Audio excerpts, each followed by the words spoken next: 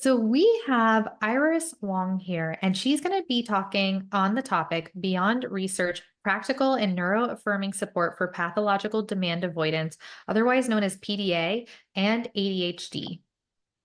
Iris, thank you so much for coming today. Thank you so much for having me. So Iris, do you mind sharing a little bit about yourself, and then I'll share my information as well? So I am professionally trained as a speech language pathologist, and I've been in the field for 15 years, the majority of which has been in the public schools in the California SF Bay Area. And in the last 3 years, ever since kind of coming to my own neurodivergence, as well as those of my children, and really learning about our brains and our bodies and what helps us to really thrive, I've made a big pivot into the executive function space. And so in these recent years, it's been a lot of figuring out how to integrate play into this new lens that I don't want to take off anymore because I feel like it answers a lot of questions we have in the school space, in the life space. And since then, I've also had the fun of being able to create a kids book on this topic and integrate some of my past interests into the work of community building in this area for the kids that I really feel could benefit from neurodivergent community as well. So that's my current area of experimentation. I love that. Have you been able to do any speaking at your child's school or your children's school? So speaking is new to me. So thank you for this safe and supportive place for me to practice. The speaking is something that in this season, I'm challenging myself to show up more and to really be able to honor my brain and body and to be able to put spoons in my bucket and to accommodate myself too, so that I can show up in a way that is authentic, but also helps me to share what I've learned along this journey. I love that. Well, we're so glad that you're here. And if anybody is not familiar with me or you have not been watching the other courses in this event, my name is Vinita Litvak and I go by she, her. I'm the host of the Speechy Side Up podcast, and I have a passion for AAC and literacy.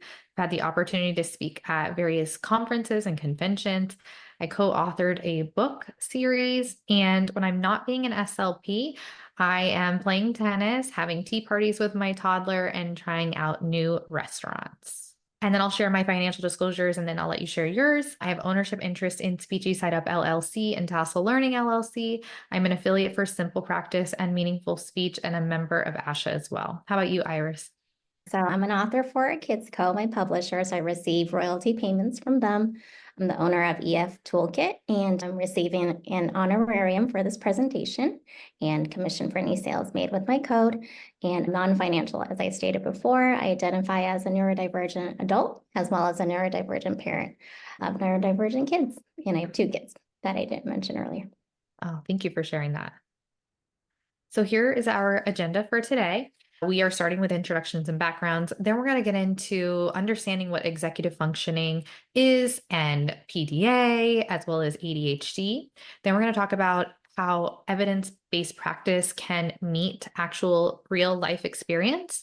Then we'll talk about neuroaffirming executive functioning support strategies, and then how to enhance provider curiosity and practice. And then finally, we'll wrap up with some references and closing remarks.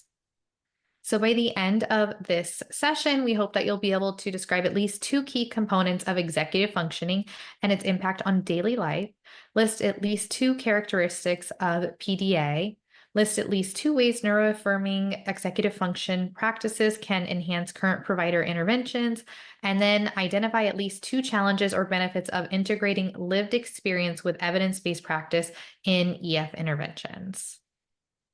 All right, so let's talk about what executive functioning actually is and why does it matter in our field? Sure, thank you. So some of the text I put on this slide, it's more of the official terminology or language around executive functioning.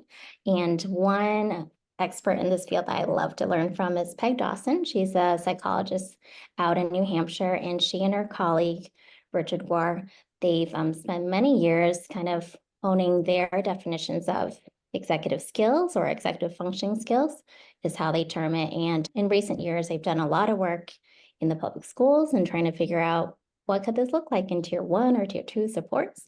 And so she describes it as brain-based skills that take a minimum of 25 years to reach maturation. So executive functioning tends to come out of our frontal lobe region. And so our brains, I think we sometimes don't talk often enough about these skills that help us move from thought to action that might even take up to 30 years with some of our neurodivergent community members. And she also describes it as foundational to school and life success and skills that support goal-directed behavior. But what I'll do now is I will talk a little bit about the different types of skills that she conceptualizes executive functioning with, just because there are so many different researchers in this area. They all have different definitions. So this is just one model that I really like. And what I'll do is also give some practical examples of what this might look like for a student in the school system. So I have my visual aid on the slide too, because I'll try to use myself as an example during our time together, as I'm also someone with executive functioning differences, the language I like to use. And so I'm using my own visual support, because as many times as I've read this over in this sort of setting, I will still forget one or two. So I would love to be able to talk about all of them. And so executive functioning skills for school specifically, we can also look at one of the categories is response inhibition. Another one is working memory. And I feel like those two are tied together so intimately in the students I remember in the school system. As in, we'll have our students that are very eager, they're verbal processors, and you might see the kid that is interrupting during circle time or during a small group speech session.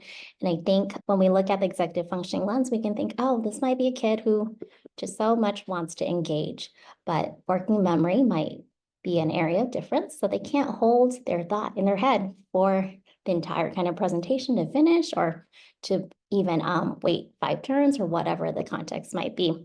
And so we might see what teachers might see as blurting out or not wanting to hold their thought. But in reality, it might just be a working memory difference that could be room for support. And another area is emotional control. And so lately in this space, I think we talk more about emotional regulation or even nervous system regulation more broadly, which I love. And I think how this could play out in the schools that we're all very familiar with might just be the child who looks like they're more rigid with their emotional responses, or they might be going from 0 to 100, even though perhaps we can't see that invisible nervous system activation that accumulates over time, or that sensory overload that accumulates over time. So we do know a lot of this plays into that piece as well. Another executive skill for school is described as flexibility. So I think all of these, they kind of overlap. They really can't be taken just one piece at a time, where I think it doesn't make sense. So I think that's where kind of our clinical judgment, our experience with children really plays into our lens of being able to see what is actually going on. And then there's also sustained attention. So this is, when we see a child that maybe during center time, they're working on an activity and maybe they're done in 2 minutes, even though the entire center block is 15. And that could be a real mismatch in the pacing that the child wants to go to, how interested they are in that specific activity. And then from there, we can think about what can we add in to support them to be able to access what the activity is at hand, or what sorts of accommodations might make that more fun for them. Another area is task initiation. So this is often the student that has a lot of trouble maybe starting homework, or maybe even starting written work. And if we look deeper into that category, it's not simple either, because oftentimes maybe it's overwhelm of a large task that's not broken down into steps. Maybe it's wanting to really get it right. Maybe it's not knowing what the end product needs to look like. And so lots of nuance to that area as well. And now if we look in what they call the more advanced tier of executive skills, there's also sometimes people zone in very quickly on the advanced skills before we look at the foundational, which was the set I just mentioned, but we think about planning. So this is where I love to also take it out of the school setting, where of like, hey, even when we're planning for a trip, it's maybe the child that has a lot of trouble packing, or the adult that has a lot of trouble packing, right? And we have to think out of the box to find strategies or supports that make it fun, that make it fast and practical for us. That might be a little bit non-traditional. And then another advanced area would be organizations. That could be within the school system. Having a backpack, knowing where it is, what's inside of it. For secondary school students, maybe it's managing binders, a lot of paper-based possessions. And there are also ideas to be able to gamify is one way, but also to provide real accommodations that fit that learner's brain. Another advanced area is time management. So I like to think of it also as time awareness, because we all have different awarenesses of how much time is passing. I recently realized about myself that, hey, I'm not someone that runs late very often, but I do have a level of anxiety that mediates my lack of time awareness. So I'm very aware that I might not know how much time is passing, so I will keep checking, or I have other supports to allow me to be able to be on time. And a few last areas, goal-directed persistence. This is when we look at a student, are they able to maybe complete a long-term project by themselves, with a group? And I think even with that term, oftentimes it bears looking into, hey, is this an area of interest for the child? Being that many of our neurodivergent learners, they have interest-based nervous systems more than importance-based nervous systems, which we can talk about further too. So the idea that if it's something that's their own goal, their own topic, that, hey, goal-directed persons may be off the charts in a way that the people who are trying to teach them or are in that ecosystem might not expect. And then metacognition is just thinking about our thinking. So being able to look back on a day or look back even on a social event and be able to think, like, what happened there? Was there a repair? Was there a rupture? And being able to tweak what we do next time, or even to come into connection with somebody else. And then the last area is stress tolerance. And so I think this also goes to show that executive functioning, whether neurodivergent brains or neurotypical brains, is something we all have and we all experience. And they are all impacted by factors such as sleep, such as fatigue, even excitement. I think that last one is one that we don't always acknowledge or we forget. And so I think it's just a really useful lens to look at the students we work with, but also ourselves, and making sure we support ourselves, and also do burnout prevention, right, in the school systems or clinics or wherever you may work. Thank you so much for sharing all of those. I have a couple of follow-up questions. Are executive functioning skills supposed to develop naturally, or must they be explicitly taught through like naturalistic interactions or play? Yeah, I love that question.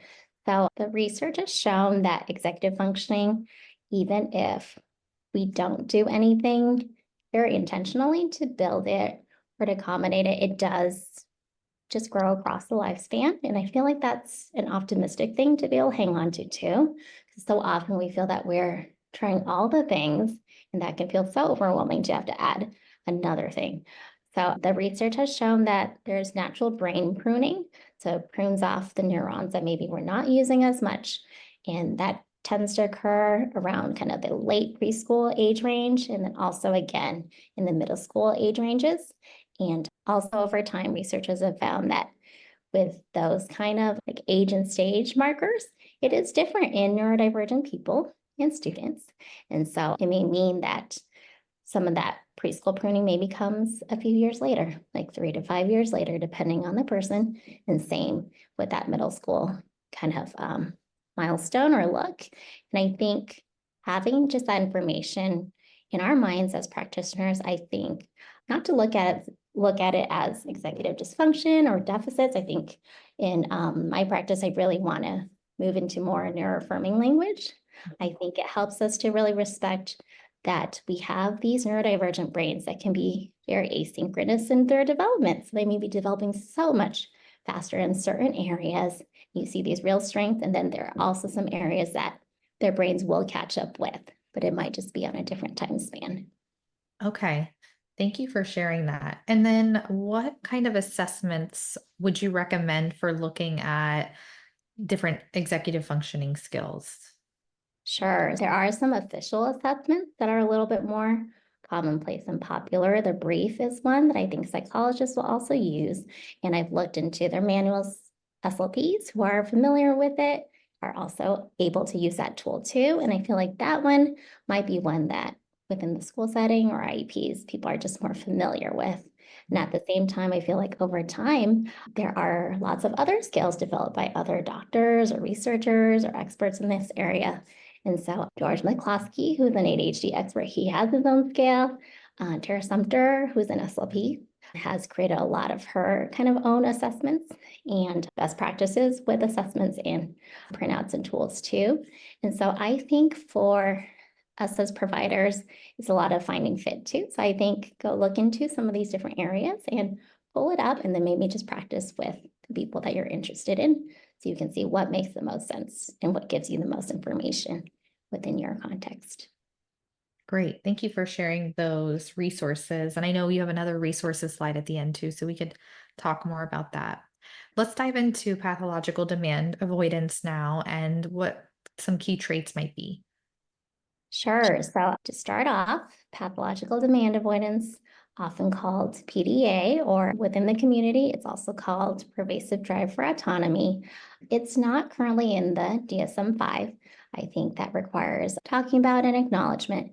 It is most commonly seen as a profile of autism, and it is kind of picking up steam. It was more acknowledged quickly in the UK and Australia. And I think these days in the United States, we're definitely seeing a lot more discussion as clinicians, as parents, as community members have come into learning about PDA and recognizing like, hey, I saw this in a prior student I had, or I see this in a student we're working with now, and we're trying traditional approaches, but something about it is just not clicking, or oftentimes it makes things worse is one way to look at it too. And so the thing with PDA is also that there hasn't been as much research in this profile of presentation as with some of our other neurotypes that we see listed in the DSM-5. So there is a little bit more controversy over, is it only a profile of autism, or could it also be seen in some of these other neurotypes? And so that is an area open for research that people are actively working towards. And I think that's where it's tricky, because we have wonderful sources of lived experience, clinical experience, and then research takes a lot of time and a lot of money. And oftentimes it does take a while for how I see the research catching up to what people are seeing clinically and what they're experiencing in their own lives too. And so I put a few characteristics of PDA just because, like they like to say, like if you've met one autistic person, you've met one autistic person. If you met one PDA, you've met one PDA. But I think as information is progressing, these are some traits that I feel are fairly commonplace with our PDAers as it's colloquially expressed in the community. So one, having a sensitive nervous system. So accumulated activation or stress response, meaning like fight, flight, fawn, or freeze. And so we find that these kids, these adults, often, even some places, it's described as a nervous system disability, taking that lens of they or we, because I have some of these traits myself, are very sensitive people and have very sensitive systems. So it's often seen as a profile that's rooted in anxiety. But I think the tricky part about talking about anxiety is that traditional anxiety kind of treatments or strategies often can backfire, because with PDAers, it's more about overall accumulation, and which is so tricky because a lot of it's invisible. Maybe it's the sensory accumulation, maybe it's accumulation of demands. So further down the slides, we talk about avoidant ordinary demands of life. And that ties into kind of a very strong drive for autonomy. So it might look like on the outside that these are individuals who so badly want control over their lives, but it's thought that it's very rooted in a strong sense of anxiety deep down. Sometimes it is expressed in fight or flight, fawn or freeze. So we might have a student that's trying to run away from the classroom because all the demands and the sensory overload has kind of capped out their ability to really stay in that space. It might be the student who is very externalizing in what we traditionally call behaviors, or the ones that are missed are usually the ones that are more internalized in their behaviors. They might fawn or befriend, or they might freeze. So you might just see a really quiet student and you might think, hey, they're doing great. But on the inside, there's so much overwhelm and so much anxiety. And when they go home, they might be the ones that really unleash all that fight or flight at home in their safe space. And kind of the third line talking about heightened neuroception or energy first. So Christy Forbes, she's an Australian educator who's also a PDA, and she talks about how PDA people can sense and read energy so very well, but in a way that it really impacts how safe they feel in a situation. So many times people who approach PDAs, they say like, hey, we have to be safety first. So before kind of leveling a lot of demands or classroom rules even, which is so hard because within the structure of education we're in, it is set up for the majority. And so that we do read all these books about rules and talk about speech rules and do a lot of lining up. And oftentimes these students or people, they need that relationship first before they feel that like you've earned their trust, you know who they are, you're going to keep them safe. And so that demands are not just one extra thing on their system that eventually overloads them. And number 4, kind of strong drive to be equal to others. And so Christy Forbes also talks about this as these are PDAs who they don't see hierarchy in their lives. Like you may be a teacher, but someone who they're more able to work with is a collaborator because they feel that they see themselves as equal to other authority members. And in some ways, this is beautiful because it really creates an opportunity for collaboration, for co-creation in our educational settings too, but in our lives as well. This is so interesting. I really appreciate you bringing this up and sharing your personal experience. Do you find that masking is prevalent in this population? I think you mentioned like these are the kids that might do okay during the day, but then kind of have that fight or flight response at home when they feel safe, right? Yeah, great question. Thank you.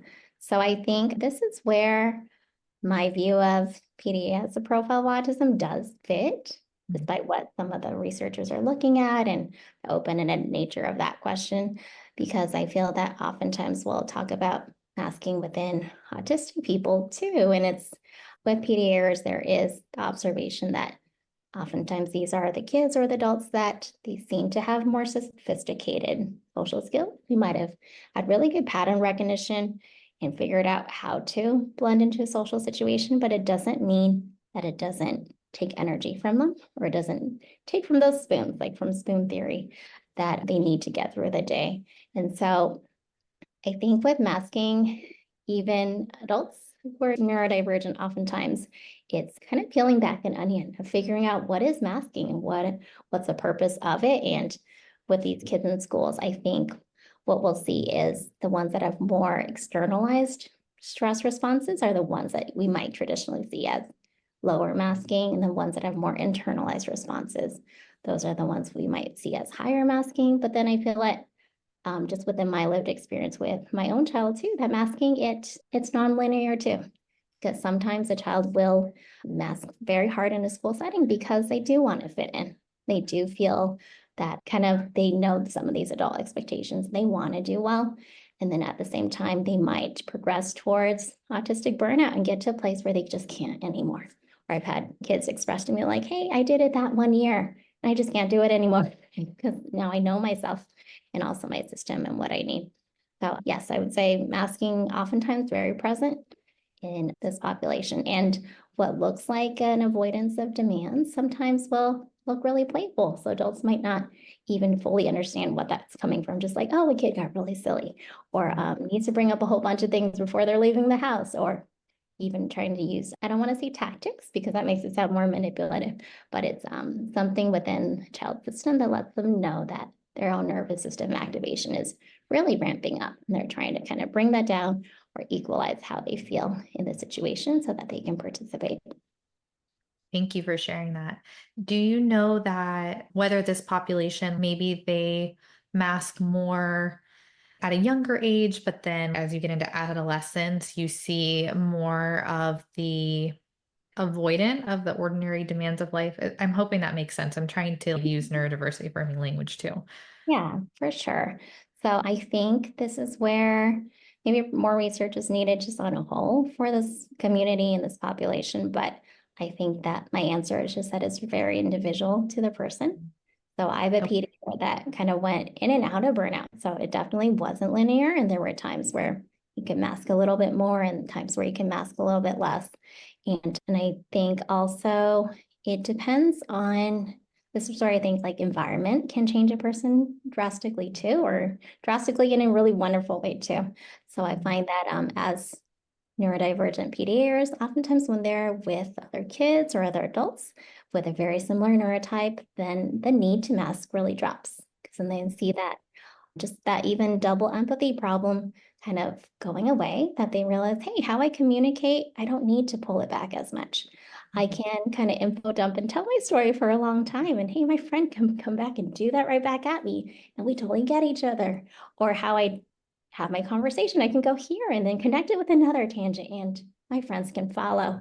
And I think there's just that ease in that system and felt safety where people feel like they belong. And so the need to mask, I think, changes. So I think it's a question or answer that deserves looking at, like, where is the person and what is the environment around them and what are some of the expectations, and if there's some dissonance, and if that's why masking is coming out or not. That's great. That actually leads to my next question, which is what is the ideal education setting for this population? Sure. And so I think this is a hard one because when we look up pathological demand avoidance, PDA, PDAers, when I first started investigating for our own selves, it's really tricky because there's a lot of research or a lot of just findings that a lot of these kids, they do better with tons of flexibility. So even if it's like an easy start, shorter days, the ability to do a lot of hands-on work, project-based learning, collaborative approaches. So not leaving them out of kind of their schedules for the day. And oftentimes these are kids that, depending on the kid too, because it's never just one kind of profile or one way, but they like variety too, especially if there's some ADHD in the mix as well. And so they might not want the same schedule every single day. And other PDers have expressed that sometimes having that too much regularity or too much scheduling, it becomes a demand. So maybe it's a kid that walks in on a class, like a kindergarten class, and the teacher has beautifully laid out a schedule, but even just seeing that sign does something to their activation of like, hey, I'm being held in this and this and this and this, and for these blocks of times. But what if I just want to do something a little differently, but with the same concept? Or what if I'm in my hyper-focused state and I just want to go longer? And so many PDAers have done well with unschooling.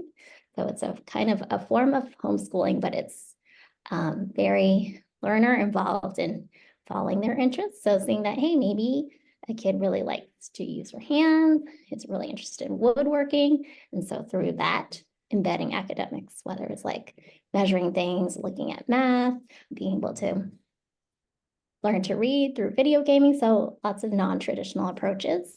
But at the same time, I know many PDAers in my own life that they are still navigating different forms of school that might look a little more traditional too. And so I think it's also really important, the more that we learn as providers and people in this space, hopefully the more it gives PDAers a chance to be able to exist in all sorts of learning contexts. Yeah, no, I love that. What is the earliest that you can diagnose PDA?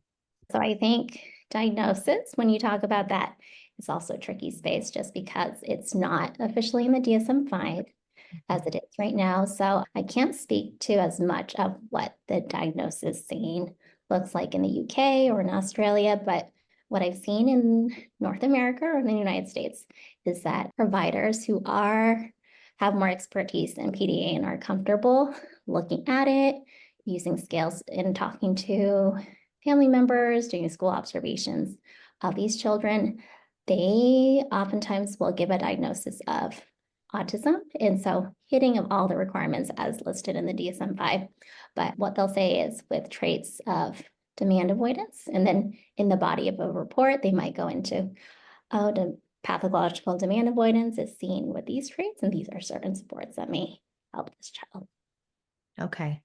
Yeah, thank you for sharing that. That's right. And then do you think before they add it to the DSM that they will change the language, like from PDA to that pervasive drive for autonomy? Because that definitely sounds more positive. So I don't know. And I've talked to so many people, many who are in the research world, and it's hard to know what the future looks like for different things getting into the DSM-5. And I think this is where I can touch on a little bit too, where over time, diagnoses such as like oppositional defiant disorder, ODD, it's looked at kind of held next to PDA as like, hey, there are some similarities in these traits that we see for ODD and PDA. And is it just that when we have communities that have heard of PDA and the parents can advocate for it, then we realize some of this underlying need or energy that's coming out for these kids. And then with ODD, it's also wondering like, kind of what is the root cause, right? Because some of these DSM presentations can be very much looking at what the behaviors on the outside, and that can be really hard. So I think there is some discussion of like, hey, what sorts of diagnoses might be modified in the future, what might be added, but I think it's also really hard in that the DSM-5 is so very research-based, as it should be.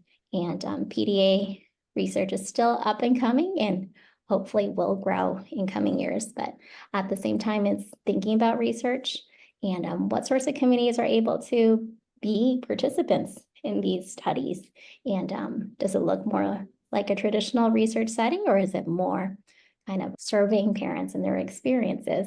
Because not all pediatrics can go sit in a lab and go through certain things and maybe are seen as the more outliers in some of these research studies and so aren't included.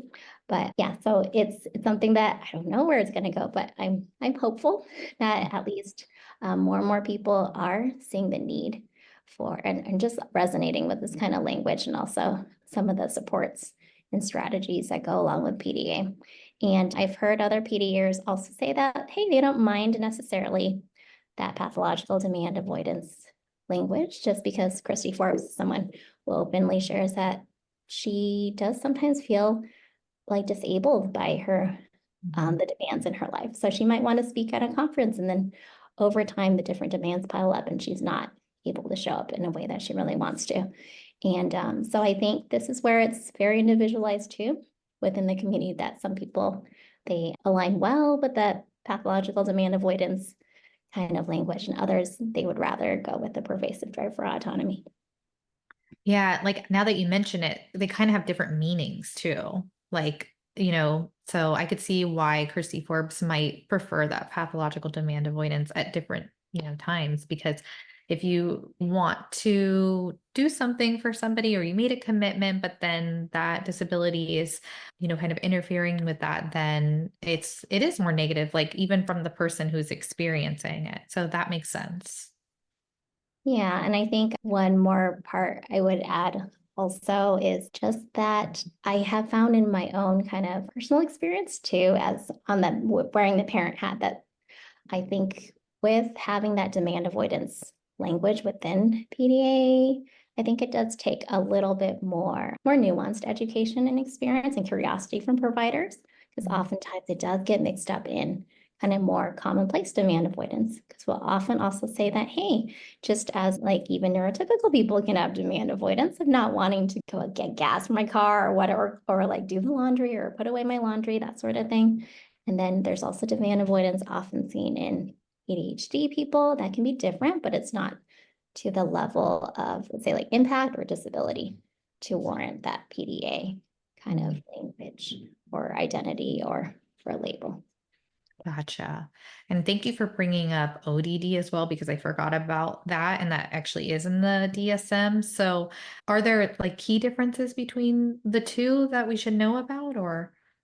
I will admit my own limitations where I'm not as familiar with the ODD diagnosis, just because as an SLP, it wasn't ever our roundhouse to do those kinds of diagnoses. But I think one part that of my understanding that I'm challenging myself to understand too is, or to learn from others who have more expertise, is that ODD sometimes is seen as like, hey, maybe in our communities that don't know about pathological demand avoidance or haven't had the privilege of advocating for it, they might be given an ODD label, even though maybe at the root of it, PDA fits better, and it really is something going on with their fight or flight stress response nervous system. And maybe to provide this sort of label, PDA can actually help the child more or give the people in their ecosystem real tools to engage with them. Versus ODD, what I've heard from psychologists is that you may be getting this label based off of some of these externalizing behaviors of being oppositional or not being able to follow directions. But every ODD person is different. And so it doesn't have a lot of direct roots for hey, this is what you actually do. So people still tend to go back to, or what I've heard psychologists say, like, oh, everyone's different, find the root cause. But then that doesn't really, I think, provide a roadmap that's helpful, I think, for people working with that student. So, and also there's the kind of like, oh, are we talking about communities that have a little bit more financial privilege or less financial privilege or access to education? And do some of these communities end up with more ODD than PDA? And what does that really mean for us, right? And how can we look at it critically as providers, as practitioners, as members of these communities? Yeah, I think that, you're onto something, and I would be curious to learn more about like the differences between two. So I'm going to look into that a little bit more. But thank you so much for shining a light on PDA. Can we now talk about ADHD and some of those key traits? Yeah, so I think ADHD is generally the one that's more familiar to many of us providers, SLPs in the schools and clinics in different settings. And so the traits usually rise in early childhood. So per the DSM, we need to see the traits before the age of 12 for the sort of diagnosis. Though also, just to add another lived experience piece to it, more and more often, I think now that there is more lived experience sharing through social media platforms and other places, that there are many neurodivergent adults who are coming to what we call late diagnosis. So realizing that, hey, we actually fit these traits of ADHD to meet clinical criteria, but maybe we were missed because maybe we're female identifying, maybe we were quieter in school, maybe we were really compliant, masking really hard. So that there's definitely that very interesting piece coming up. But to look back like, hey, when we were kids, we did this, or we were sensory seeking, and then people just didn't notice. They thought it was really playful, or we squashed ourselves in between the couches and the windows. This might be me. That's thing. But within the DSM-5, there are accepted 3 presentations of ADHD. So ADHD that's predominantly inattentive in presentation. So this might be the student that looks like they might be missed more easily in a school setting because maybe they just look like they are compliant, or they are quiet, or they are following along with the lesson, or they are getting their work done. But it's possible that they're not taking in as much information as another student. It's possible that what I've heard adults and also kids with this presentation describe it as like, hey, I still have a really busy brain. People just can't see it from the outside. Like, I have a lot of busy thoughts, but oftentimes there's a little bit more masking involved with this presentation too. So it might still be the student that needs or could benefit from organization support, like support with starting tasks, supports with like getting places on time, or making time more visual. But I would say like it can be seen as a quieter presentation of ADHD. And then compared with ADHD, predominantly hyperactive or impulsive in presentation. So this is the stereotype that I think the field is trying to move away from now. It's not just of the little boy that's bouncing off the walls, is trying to climb the whiteboard, or is trying to make an obstacle course out of their kindergarten classroom. But this might be the child who has more hyperactivity, so may not be able to sit for long periods of time, maybe following their interests, maybe doing more verbal blurting, or having to touch things around the room. And then the last one, ADHD combined presentation. So this is when you meet the traits of both an attentive presentation and also the hyperactive impulsive presentation. Okay, thank you for breaking that down. Going back to PDA, is that like, I know it's not in the DSM yet, and I think I know what you're going to say, but I want to just bring this up. Was PDA often seen as a symptom of autism or ADHD, but now it's actually like in its own category as well? I think when researchers, they look back to the person that coined the term PDA, her name is Elizabeth Newsom. So she has a very just kind of interesting history in that when she was studying a group of children, her clinic primarily saw autistic children. So I think that's good to know for context. So she saw PDA as distinctly different from what were classical presentations of autism as she was familiar with. But I think over time, as more people have come into learning about PDA, it's moved into, in a more mainstream way, as a profile of autism. So having these traits that are unique to PDAers, but also still hitting all of those markers of autism, likely because of the history of where it came out, that she primarily studied autistic children. And then I think just kind of as more people are coming into awareness of PDA, there are voices within kind of like the lived experience where they're like, hey, but I don't see some of these social differences that are characteristic of autism, but I feel like the PDA kind of language and lens and what helps PDAers also helps my kid with just ADHD. So I think that's an open question that researchers are trying to figure out, or is an open question for the community to think about.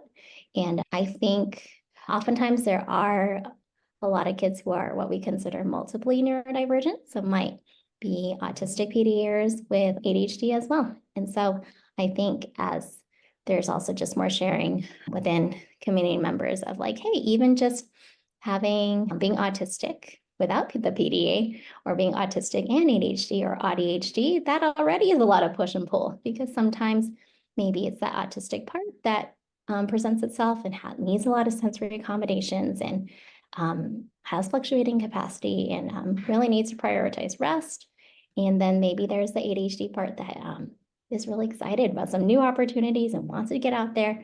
And there's that push and pull. So I think when you add in the PDA, there's even more complexity. And then at the same time, it looks so different on each person, and even day to day, there's changes as well. So I think that's why sometimes the complexity of presentation can be really confounding for the people trying to work with the child in an educational setting. Thank you for that. And I think that context of that research is really important. And it does show, like you mentioned, the need for more research with PDA, with the different populations. The reason I asked is because I've heard one of the characteristics that sensitive nervous system is a hallmark for ADHD. I can't remember exactly where I heard it. So that just made me think like, oh, I wonder if you could have ADHD with PDA as a symptom or whatnot, but it's under that neurodivergence umbrella. Like that's what I'm gathering. And then there's a lot of research that still needs to be done. All right, so let's talk about the main focus of this presentation, which is like where evidence-based practice meets lived experience and why we need to think beyond just research. Sure. So it was actually really fun for me to go dig back into like, hey, what does evidence-based practice really mean? It's listed as integration of clinical expertise or expert opinion. So this is what we bring to the table as clinicians, as providers. Like every kid we've seen, every case we've been a part of, it kind of compiles. And then we build this clinical expertise that's our own. And then evidence, they break that down into external and internal. So external, they refer to all those research articles, going to the research to find out what is the latest best practice about what I'm looking at and what are the best supports. And internal, they talk about that, meaning just the data we're taking on a regular basis, the observations that we're collecting within our practice setting. And then I couldn't believe I forgot this, but I was like, that's right, evidence-based practice, it's a triangle. So there's that third leg of client, patient, caregiver perspectives. And so I think I'm guilty, I'll use the word guilty, even of when I practice in the schools, like I was always very child-centered and also family-centered, but I think in my mind, I forgot about that last triangle, that this needs to hold just as much importance as these other two pieces of this triangle. So perspectives might include just their values, their expectations of therapy or of their child's educational experience, maybe even just how much education opportunities they've had from both us as providers, but also from like their medical system and other sources of information. And so then when I looked at lived experience, there's a school of philosophy apparently called phenomenology. I don't know a lot about it, but they talk about how to really qualify lived experience in a way that's kind of more accepted in the research world. And then also if we think about like ethnography or sociology or anthropology, I'm like, wait a minute, those are all kind of studies of lived experience. And those are like fields I've been always fascinated by. And I'm like, this makes so much sense now. But yeah, so I think just in kind of neurodivergent communities, there's been a lot more amplification of lived experience for people really saying like, hey, for us to move forward in a neuroaffirming way, let's amplify autistic voices, whether that's of autistic kids themselves, autistic teenagers, ADHDers, or practitioners that may also have this neurodivergent identity in that intersection too. And I heard elsewhere when I was investigating motivational interviewing as another support, but just honoring of patient expertise, that as a FLP or as a clinician or provider, we have a beautiful kind of tapestry of clinical expertise in our own history and our own memories, but just seeing that the client, the student, the patient, that they're the expert in their own lived experience.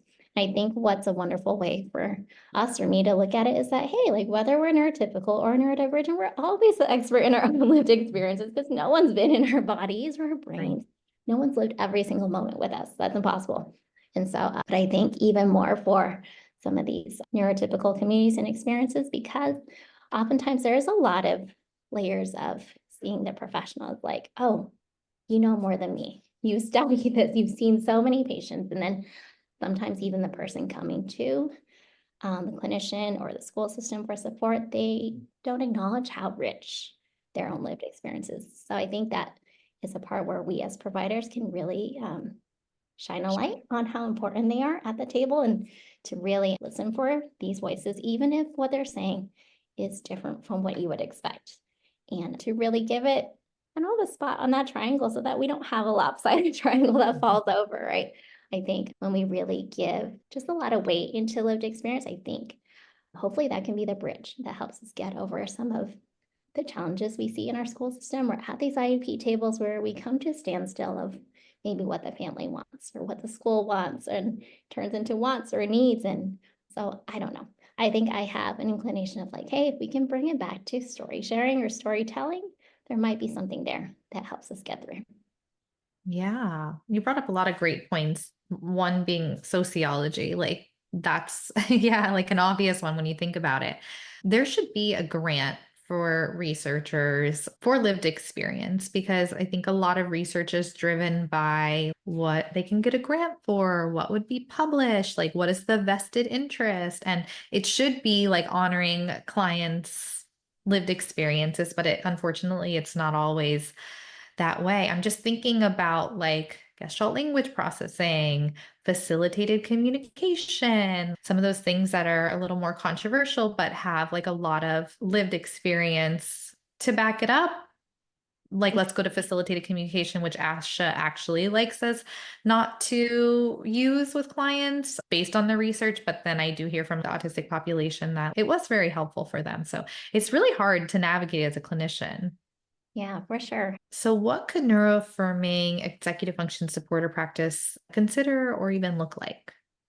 So I wrote view of learner as autonomous and an equal partner in problem solving. So I feel that like when we start designing for neuroaffirming work or support, what I think is beautiful is that it ends up supporting more than just the kid that really, really, really needs it, right? I feel like this is talked about more and more in this space. There's someone I learned from who's an autistic business owner in Australia, and she likes to talk about, hey, let's design for neurodivergence as opposed to designing for neurotypicals. Because then when we design for kind of broader needs, like, hey, that everyone else can pick and choose what they can access to. And I think there's something really lovely about that. But especially for PDA children, being seen as an equal partner is often, I don't like to say the key, but it often is very, very important to their ability to access curriculum or their school day without accumulating a lot of unnecessary nervous system activation. So that ties into collaborative approaches. So one of the people that I cite in the resources section of this deck is Dr. Ross Green. So he talks heavily about collaborative problem solving. So that's his program. But and I won't go into the details, but it really is about kind of the adult sharing their need within the context of the situation, asking the kid what their viewpoint is and really having that be an equal weight to what the adults want out of the situation. And then from there, trying to figure out together what might be some plausible supports or strategies. Otherwise, I think historically, before we talked about neuroaffirming supports, it maybe was the kid wasn't in the room. It was an IEP meeting and adults decided, and like with the best intentions and with knowing the kid well, but still at the end of the day, being outside of that kid's body and brain.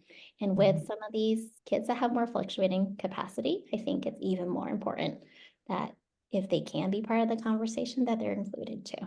Because oftentimes they'll be like, wait, there's something slightly different about what I'm being asked to do. Like, could we do this instead? And sometimes these really creative and out of the box sort of suggestions might help somebody else, or it might be just really fun for everyone involved and reduce a lot of these externalizing behaviors we might see. And then I added in use of menus. So I feel like sometimes when we make something visual, it does decrease the load on a child's working memory or the adult's working memory. Because I feel like even as educators or providers, clinicians, oftentimes one of the best ways to provide support is to really model on ourselves. So we really normalize like, hey, I have all these visuals up because I need them to keep track of like possibly what we might do today. Or with menus, it's the idea of having almost like it's like a food menu at a restaurant. Like, hey, these are strategies that as a learner we can choose from today. Do any of these fit? Whether it's needing the help of breaking down a large task, maybe using an AI buddy, because there's so many tools out there now that really increase accessibility. And I've been trying to learn more also from people who work in like college level accessibility because they know so many tech tools. It's like, hey, that makes so much sense. And we just never even thought about it because we aren't not exposed to it in the day-to-day in the elementary or secondary system. And then supports, I think of the difference as maybe what the adults in the system can do to lighten the load of the student. Because I think what is tricky about executive functioning, in my view, is that sometimes like we see the differences, but then we ask the person to do more and they can't do more is really what it turns out to be. And so when we ask them to do more, then sometimes we end up seeing more externalizing or internalizing behaviors because they've really met their capacity. But hopefully if we keep them part of the conversation and we really start with felt safety and relationship first. I added that as the last line. That probably should have been the first line. But when we really, these children feel that we really see them for who they are and really respect their special interests, really respect what they're saying in terms of what they need for safety too. They might be things that are so different from what we personally need, but it creates a bond that I think it lowers that the demand or the ask or even the kind of language we use, the energy we put out. It shifts in a way that I think can be more productive or collaborative for everyone. And also number 4, shift in language. So I've tried really hard to, instead of saying like executive dysfunction or executive dysfunction deficits, which I think it's still commonly used in this space. Just for my own practice, I've been saying, hey, I have EF differences, because then I feel like it helps me be more compassionate towards myself. When I have a day that I'm like, oh, my EF system is having a hard time or my working memory is having a hard time, I'm going to need this from you. Maybe it's in my personal life, or this is why I'm doing something different today, or this is why I'm going to drop a demand today. And then I feel that our language does shape how we think. Now, our language also has impact on other people. And so I feel like this is where I love all the clinicians, all the people who are sharing about just different ways they're being neuroaffirming as SLPs, in Gestalt language processing, that space, in AAC, because I think it all kind of connects. And the more we share, the more I feel that we can all feel that we can make this collective change in a way that supports everyone better. Yeah, I love that. Those are great tips. So thank you for sharing those different strategies and supports. So why do providers need to know this information? Sure. So I enjoy putting this one together too. So I feel that traditionally EF differences, especially in the hustle bustle of schools, like our class sizes are really large. It's a lot of kind of systemic issues that we can't solve. And it becomes that these EF differences, they take on a like kind of life of their own, and that they should be morally neutral. Like we live in a society, kind of some of these EF categories or traits or also skills, they have been defined by neurotypical researchers or experts. And so in some ways, if we lived outside of a more neurotypical society, we might say like, hey, my time sense is different, but that's okay. There's nothing inherently wrong to that. I can be really like stuck in my project and create something so beautiful within 3 hours, but that's how my brain works at its best. But I think within looking at the ecosystem that the learner is in, maybe in a more traditional school setting, we see the kid that looks lazy because they lost track of their papers or they just didn't care. I think that's what I hear most often. That would be a trigger for a kid to hear, that like in passing or directly to them, like, you just don't care. And the kid would be like, but I do care so much. It's so hard for other people to see sometimes. So I think if we use this lens and language of like, hey, this kid is not lazy. It's not that he or she or they don't want to complete the task or get started on the project. Maybe it's that they carried a day's worth of sensory overwhelm. They really need time to kind of come out of that after school. Maybe they need task initiation support. Maybe they need a body double, like the parent to come sit next to them and do something fun with them first, kind of fill their dopamine bucket, maybe they need a peer to kind of work alongside them so that the project doesn't feel so overwhelming to start. And then EF as a bridge. So I feel that oftentimes I go back to memories of being at the IEP table, and for those really hard cases where everyone has such good intentions, everyone's working so hard, but for whatever reason, there's still a lot of mismatch and there's still a lot of miscommunication. And I think some of that is, I don't want to say impossible to solve, just because education as it is, like classes are structured away, the day is structured in a way that it doesn't allow for a lot of flexibility. And that's kind of what education looks like now. Whether it'll move forward in the future, I hope so. I hope there are forces that allow for longer recess, more flexibility, more outdoor time, more project-based learning, more inquiry.